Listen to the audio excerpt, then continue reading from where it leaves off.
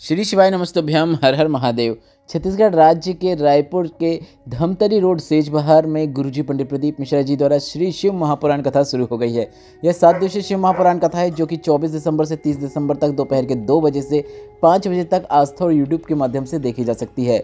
आज 26 दिसंबर तीसरे दिन की शिव पुराण कथा पूर्ण हो चुकी है और इस शिव पुराण कथा में गुरुजी पंडित प्रदीप मिश्रा जी ने कुल 12 उपाय पत्र और उपयोगी जानकारियाँ दी हैं।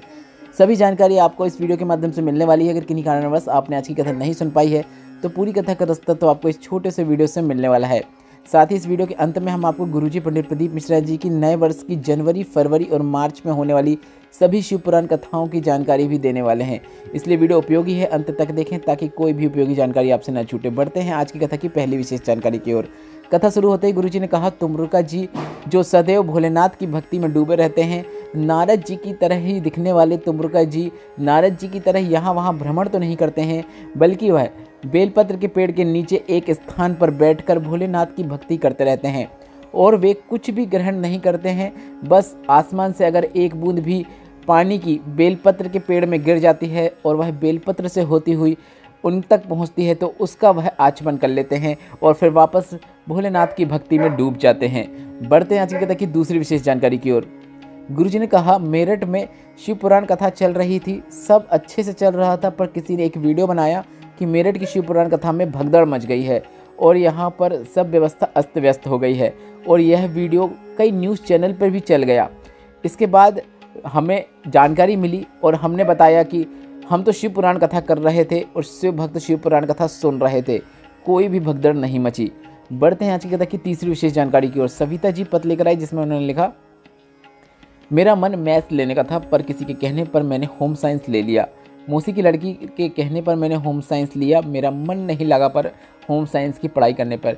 तो गुरुजी बताए आपकी मुझे क्या करना चाहिए। तो इस पर गुरुजी ने कहा कि आपके माता पिता ने तुम्हें पाल पोस कर बड़ा किया है। जब आपको बचपन में इंजेक्शन लगता था तो रात भर तुम्हारे माता पिता ही जगते थे और तुम्हारा वो बचपन से ही ख्याल रखते हुए आए हैं। तो तुम्हारे बारे में जो भी फैसले लेने का हक है वह तुम्हारे माता पिता को है, ना ही किसी और को है, ना किसी मौसी की लड़की, ना किसी और को है। तो अगर आप कुछ अपना फैसला लेना चाहते हैं तो आप अपने माता पिता से बात कीजिए और उनके द्वारा ही आप अपना फैसला ले सकते हैं। गुरुजी ने कहा, पर आज के समय में सबसे बड़ी समस्या यह है कि सब लोग ये सोचते हैं कि लोग क्या कहेंगे, जो कि सबसे बड़ी समस्या है। बढ़ते हैं आज की कथा की चौथी विशेष जानकारी की ओर। चंपा देवी जी पत्र लिख रही जिसमें लिखा, मेरा बेटा बहुत दिनों से सरकारी नौकरी की तैयारी कर रहा था पर उसका चयन नहीं हो रहा था। वह हार चुका था पर उसने आपके बताए अनुसार 4 गुना अधिक मेहनत की, 1 लोटा जल शिवलिंग पर चढ़ाना शुरू किया। आज मेरा बेटा छत्तीसगढ़ पुलिस में सब इंस्पेक्टर के पद में चयनित हो गया है, उसी का आभार व्यक्त करने हम कथा पंडाल में आए हैं। बढ़ते हैं आज की कथा की 5वीं विशेष जानकारी की ओर। डलेश्वरी जी पत्र लेकर आई जिसमें लिखा, मेरा बेटा फौज की नौकरी की तैयारी कर रहा था पर उसका चयन नहीं हो पा रहा था, कुछ नंबरों से वह रह जाता था। मेरे बेटे ने 4 गुना अधिक मेहनत करना शुरू किया। मैंने 5 बार पशुपतिनाथ व्रत किया, मेरे बेटे ने 3 बार पशुपतिनाथ व्रत किया और रोज़ शिवालय में जाकर शिव मंदिर में शिवलिंग पे जल चढ़ाना शुरू किया। हम लोग सीहोर को बरसों धाम भी होकर आए। बाबा की कृपा से मेरे बेटे की CRPF में नौकरी लग गई है और अभी मेरा बेटा रायपुर की इसी शिव पुराण कथा पंडाल में ड्यूटी दे रहा है, उसी का आभार व्यक्त करने हम कथा पंडाल में आए हैं। बढ़ते हैं आज की कथा की 6वीं विशेष जानकारी की ओर। किरण जी पत्र लेकर आए जिसमें उन्होंने लिखा, मुझे 2020 में कैंसर हुआ, मैं बहुत घबरा गई। किसी ने मुझे आपकी शिव पुराण कथा के बारे में बताया और मैंने आपकी शिव पुराण कथा को सुनना शुरू किया और अपना मन आपकी कथा में लगाना शुरू किया।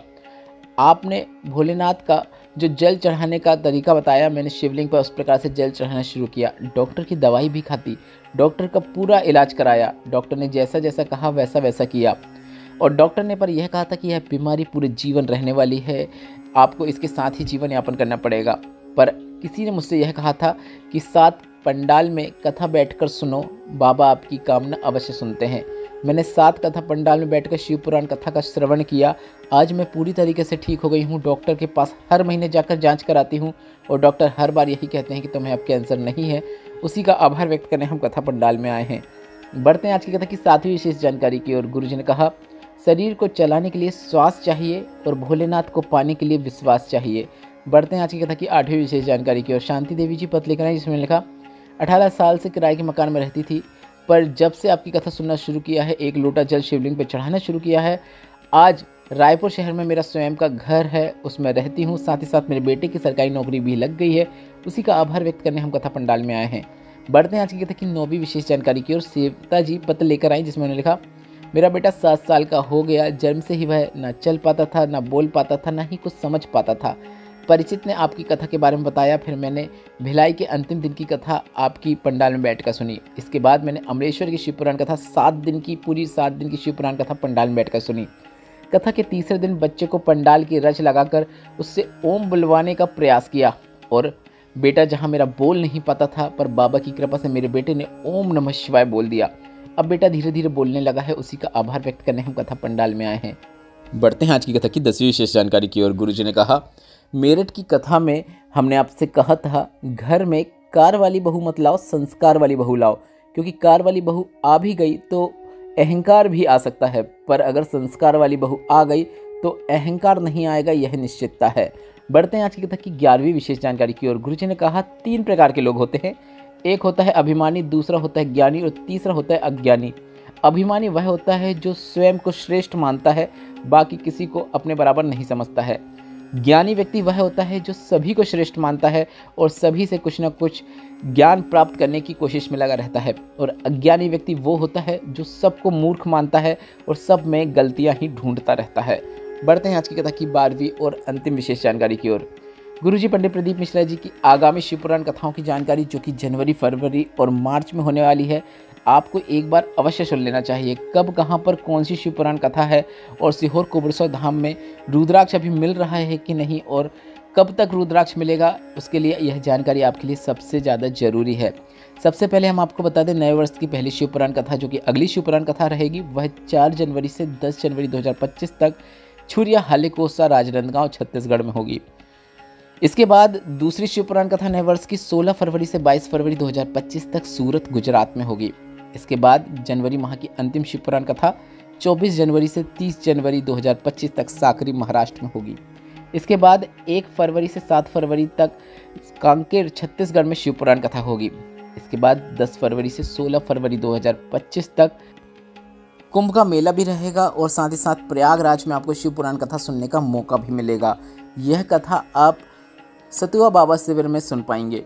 इसके बाद हम आपको बता दें, 17 से 23 फरवरी 2025 तक तारा बाबा की कुटिया, सिरसा, हरियाणा में शिव पुराण कथा होगी।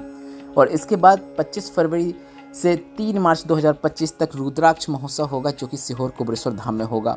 रुद्राक्ष को अभिमंत्रित किया जाएगा। साथ ही साथ जो शिव पुराण कथा होगी वह 7 दिवसीय शिव महापुराण कथा भी पंडाल में होगी, जिसका आप आनंद ले पाएंगे। आप कथा भी देख पाएंगे, साथ ही साथ आप रुद्राक्ष महोत्सव भी देख पाएंगे जो कि सीहोर कुबेरेश्वर धाम में प्रत्येक वर्ष होता है। इस अवसर पर बहुत अच्छी तिथि महाशिवरात्रि भी आती है, तो वह भी आपको वहीं पर देखने को मिलेगी। अब हम आपको बता दें, अभी रुद्राक्ष बट रहे हैं कि नहीं, तो जी हाँ, अभी रुद्राक्ष बट रहे हैं। और कब तक रुद्राक्ष बटेंगे इसकी अभी कोई जानकारी आधिकारिक रूप से गुरुजी के द्वारा प्रेषित नहीं की गई है, इसलिए यह कहना तो बहुत मुश्किल है कि कब तक रुद्राक्ष बटेंगे। पर हमारा एक अनुमान है कि आपको 15 जनवरी से 20 जनवरी तक रुद्राक्ष मिल सकते हैं और उसके बाद रुद्राक्ष का वितरण बंद कर दिया जाएगा, क्योंकि फिर उसके बाद जो सीहोर कुबेरेश्वर धाम में रुद्राक्ष महोत्सव होगा उसकी तैयारियां शुरू हो जाएंगी। तो अगर अभी आप रुद्राक्ष प्राप्त करना चाहते हैं तो आप सीहोर कुबेरेश्वर धाम में जाकर रुद्राक्ष प्राप्त कर पाएंगे।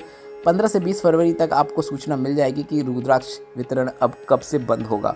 तो आप 15 से 20 फरवरी के पहले रुद्राक्ष ले लें तो काफ़ी अच्छी बात है। वीडियो में बताई गई जानकारी से संबंधित अगर अभी भी आपके मन में कोई प्रश्न है तो वे प्रश्न आप कमेंट बॉक्स से पूछ सकते हैं। साथ ही साथ आप हमें व्हाट्सएप में फॉलो करना चाहते हैं जो कि बिल्कुल फ्री है, तो व्हाट्सएप चैनल की लिंक मैंने कमेंट बॉक्स में पिन कर दी है, जिसमें टच करके आप हमें व्हाट्सएप में भी फॉलो कर सकते हैं। वहाँ भी हम आपको उपयोगी जानकारियाँ ही देने वाले हैं जो कि बिल्कुल फ्री रहेगी और आपके लिए बहुत उपयोगी रहेंगी। मेरे द्वारा दी गई जानकारी अगर आपको उपयोगी लगी है, आज की कथा से अगर आपको आनंद की प्राप्ति हुई है, तो इस वीडियो को लाइक करके कमेंट बॉक्स में श्री शिवाय नमस्तुभ्यम या फिर हर हर महादेव अवश्य टाइप कीजिएगा। श्री शिवाय नमस्तुभ्यम, हर हर महादेव।